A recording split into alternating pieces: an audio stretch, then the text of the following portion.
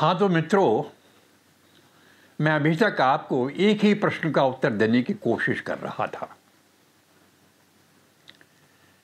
लड़ाई के बाद जब मैं आया था तो पंडित नीलोध्वज ने पूछा था, कैप्टन साहब ये बताइए कि मथुरा वाले कैसे लड़े।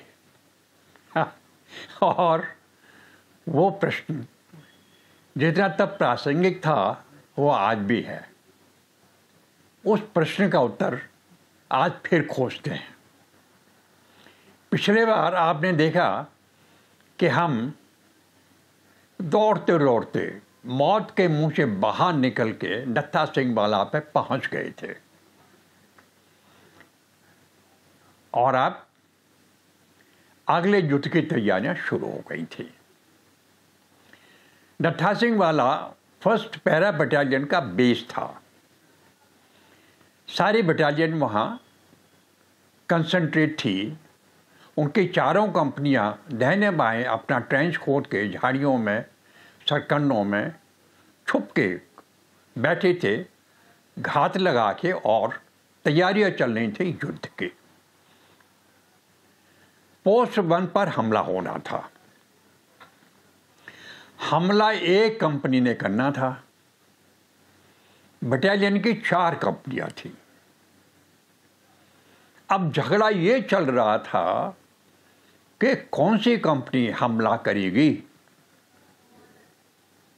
और आप मानेंगे कि चारों कंपनी कमांडर झगड़ रहे थे इस बात पे कि मैं जाऊंगा हमले में, कि मेरी कंपनी जाएगी हमले में। और कर्नल डागर जो बटालियन कमांडर थे वो कोई निर्णय नहीं ले पा रहे थे। यहाँ तक कि इनके brigade commander brigade Ranbir Singh भी आए हुए थे, वो भी मुस्कुरा रहे थे।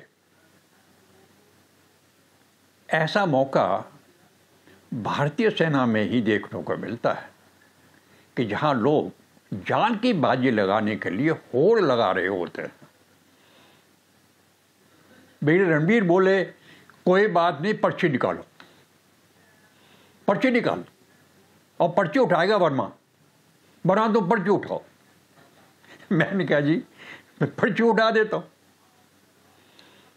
मैंने पर्ची उठाई, नाम निकला मेजर दामोदरन की कंपनी का, डी कंपनी।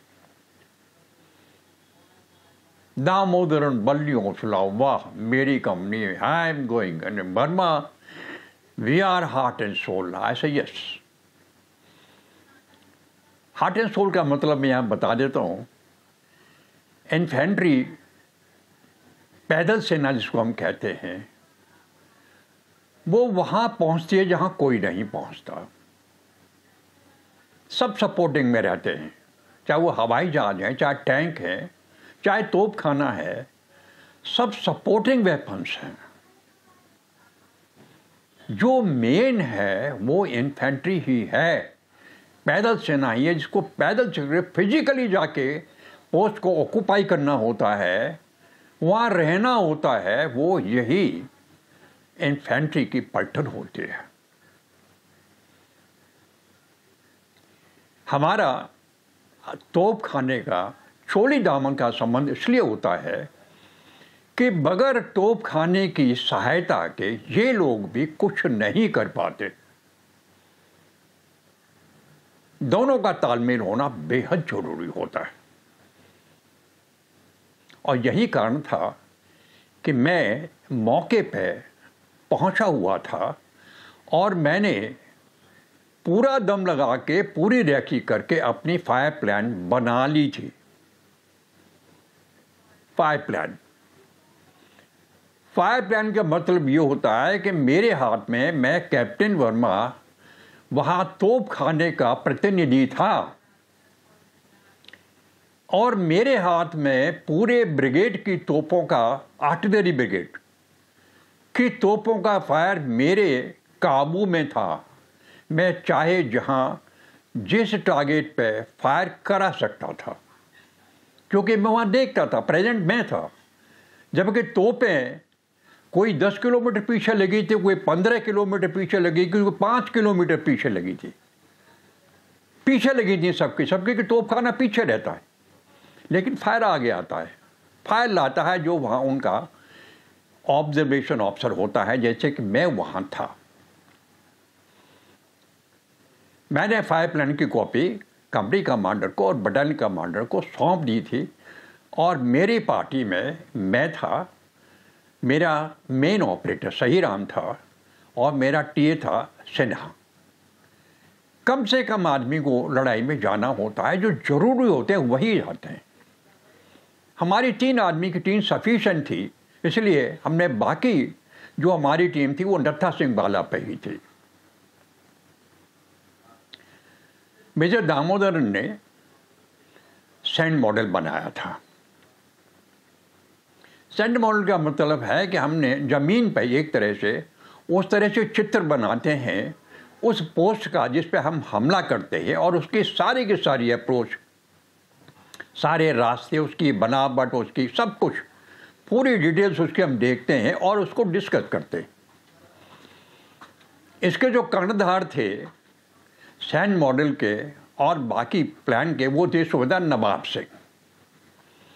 सुबेदार नवाब सिंह हमारे इसमें इस ऑपरेशन में मार्गदर्शक थे। उन्हीं ने हमें पोस्ट 1 तक ले जाना था और तब कंपनी ने हमला करना था। सारी तैयारियां हो रही थी। तैयारियों के तहत कंपनी ने अपना नॉर्मल जो इक्विपमेंट होता है वो ले लिया था, हथियार ले लिए थे, अम्यूनिशन ले लिया था, पानी ले लिया था वाटर बोतल्स में, ड्राई राशन शक्कर पारी इशू हो गए थे। सबके पास कम्बल, अपना जरूरी सामान जो भी था वो पिट्ठों में था और कमर पे था, और सब तैयार थे।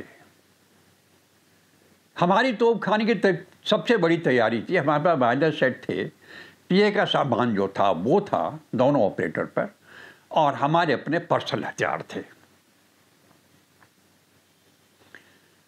अभी इस ऑपरेशन में आप देखेंगे ना टैंकों की ज़रूरत थी हमें, टैंक वो जा ही नहीं सकते थे। पोस्ट 1 जो थी वो सतलुज का एक ऐसा हिस्सा था जहाँ दलदल ही था, 3 तरफ से नदी थी, क्रीक थी, वहाँ टैंक नहीं पहुँच सकते थे। न हवाई जहाज़ों का कोई काम थे वहाँ। सरकंडा इतना गहरा था कि पायलट्स को टारगेट ही नज़र नहीं आता था, बेकार था। इसलिए पोस्ट 1 को फिजिकली इन्फेंट्री वालों ने हमारे साथ तोपखाने के साथ मिलकर फतेह करना था। रात के 8 बज गए थे, खूब अंधेरा था। हमने चुपचाप चोरों की तरह मार्च शुरू कर दिया था। आप मानेंगे चलने की कोई आहट नहीं होती, बातचीत करना अलाउड नहीं होता, बीड़ी माचिस भी अलाउड नहीं होती, कोई टॉर्च भी नहीं जा सकता। सारा का सारा काम अंधेरे के साथ मिलके गुपचुप बिल्कुल चोरों की तरह साथ साथ के चलता है। 10 बज रहे थे और हम क्रीक पे पहुंच गए थे। पोस्ट 1 के और हमारे बीच में ये क्रीक की, सतलुज की, जिसमें अच्छा पानी था, और हमें वो अंदर घुस के ही पार करनी थी क्योंकि और कोई बंदोबस्त वहां नहीं था, हो भी नहीं सकता था। दिसंबर की ठंडी रात थी, पानी ठंडा था, बिल्कुल बर्फ जैसा। लेकिन अपनी बारी बारी सब पार होते चले गए थे। पानी कमर तक पहुंच गया था, पूरा बदन सुन्न हो गया था। लेकिन मजाल है कि कोई आदमी सांस भी निकाल जाए। ये सैनिक का अनुशासन होता है, ये है अनुशासन जिसकी वजह से सेना विजयी होती है। क्रीक पार करने के बाद में अभी हमारा काफ़ी रास्ता तय हमने करना था। रास्ता बड़ा ही भयंकर था। एक तो सरकंडा था, 10-10, 11-11 फुट ऊंचा सरकंडा था। फिर कटीली झाड़ियां थी बीच बीच में, खादर की जमीन थी उबड़ खाबड़, रात का अंधेरा था, टॉर्च नहीं जला सकते थे, सब अंदाज से चलना पड़ता था। और हम धीरे धीरे धीरे धीरे टारगेट की तरफ, पोस्टबर्ग की तरफ अग्रसर हो रहे थे। हमला रात के 2 बजे जाना था। ये टाइम फायर प्लान में तय था और सारे तोपखाने को और सारे डिवीजन को पता था कि आज रात को हमारा 2 बजे हमला पोस्टबर्ग पे जाएगा, फर्स्ट पैरा की डेल्टा कंपनी का। 2 बजने वाले थे। हम टारगेट के आसपास थे या नहीं ये पता नहीं चल रहा था। कंपनी के अंदर खुसुर फुसुर बातें हो रही थी, चुपचाप गुपचुप, लेकिन कुछ सामने नतीजा नहीं आ रहा था।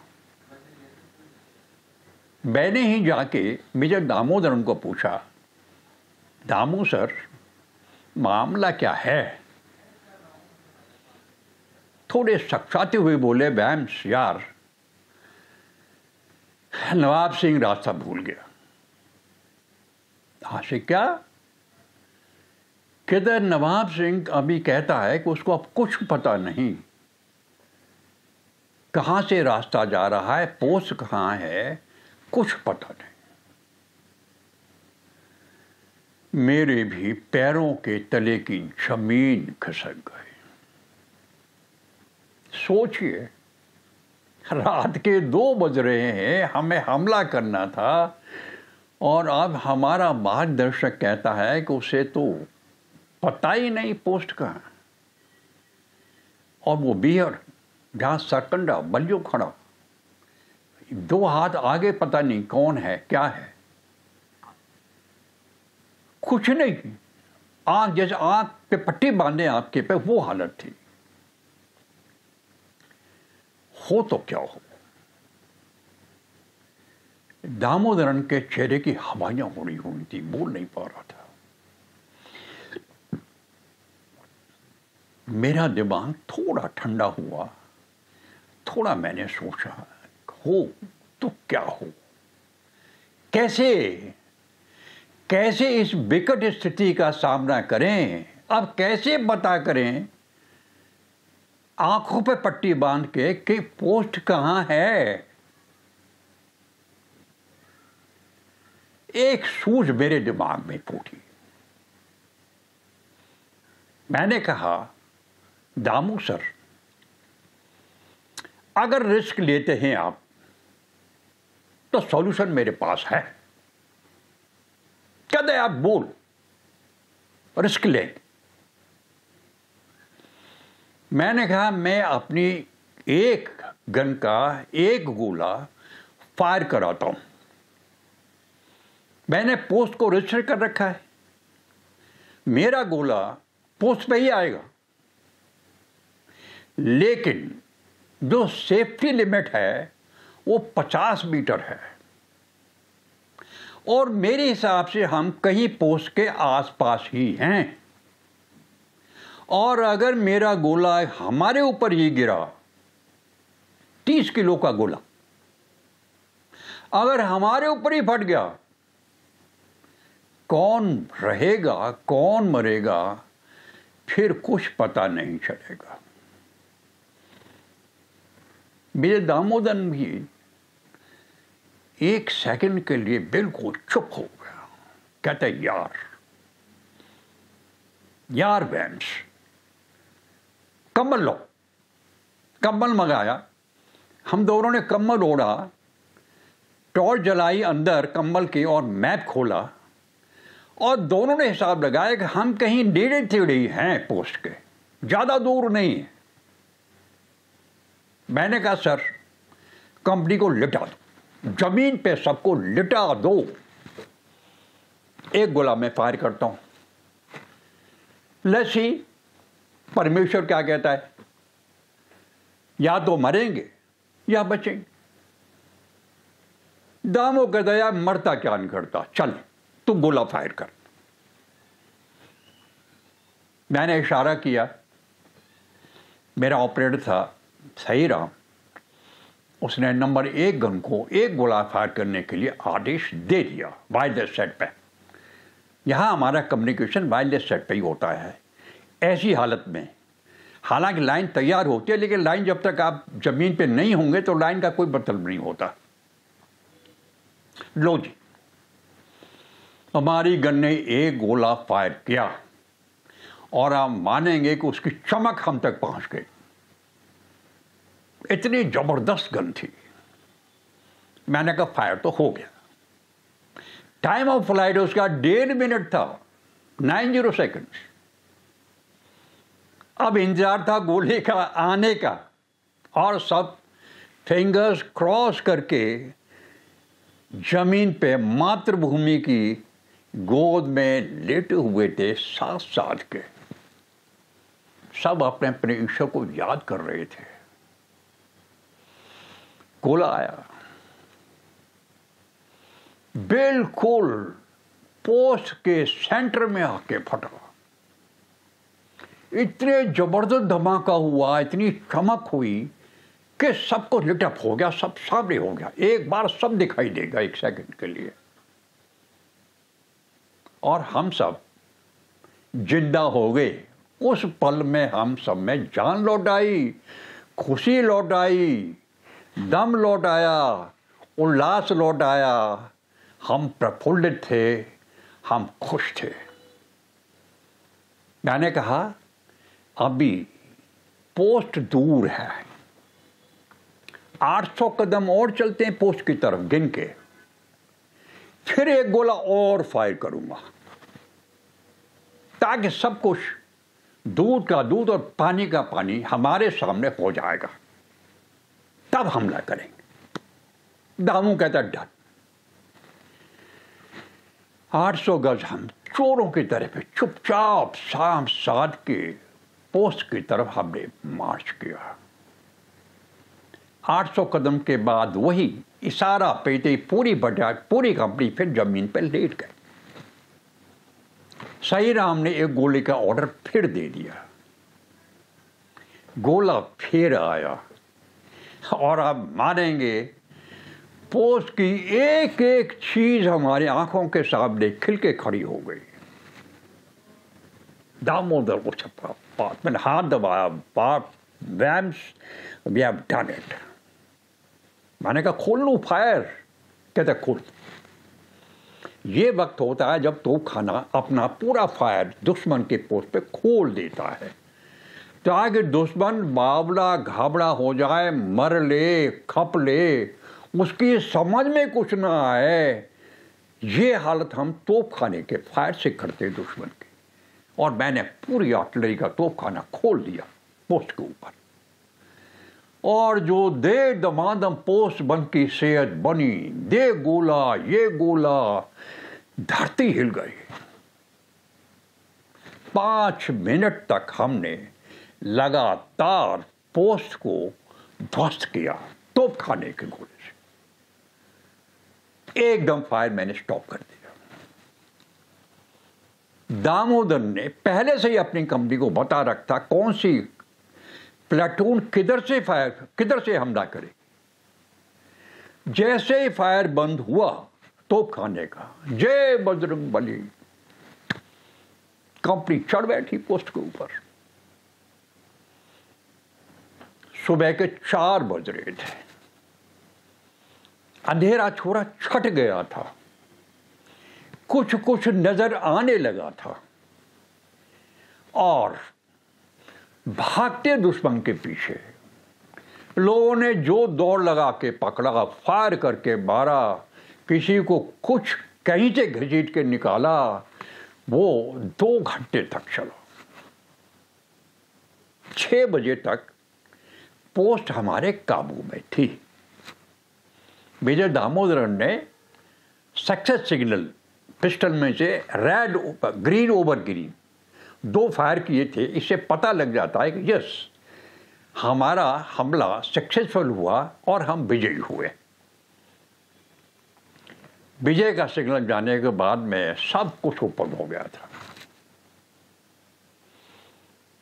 खुशियां मर रही थी, जश्न मर रहा था, पोस्ट पर दोबारा रीऑर्ग हो रहा था और पोस्ट कमांडर ने सरेंडर कर दिया था। मैंने ही पूछा, भाई ये क्या हुआ, आप लड़े नहीं? अरे साहब कहता, हमें क्या पता था, हम तो 2 बजे आपका इंतजार कर रहे थे, आपका 2 बजे अटैक आएगा। 2 के 4 बज गए तो लोग अपना जंगल झाड़ी चलने लगे और आपका अटैक आ गया। It was a great surprise to the enemy, a great surprise and a great good luck to us। हुआ ये, हम रास्ता भूल गए थे, लेकिन जिस रास्ते से हमने हमला किया वो रास्ता उनका रास्ता था जिससे वो आते जाते थे। वहां ना कोई तार था, ना कोई माइनफील्ड था, ना कोई ऑब्स्टेकल था, बिल्कुल साफ था। और आप मानेंगे, परमात्मा की दया थी, किसी भी सैनिक को एक खरोंच नहीं आई। पोस्ट हमारे हाथ में थी,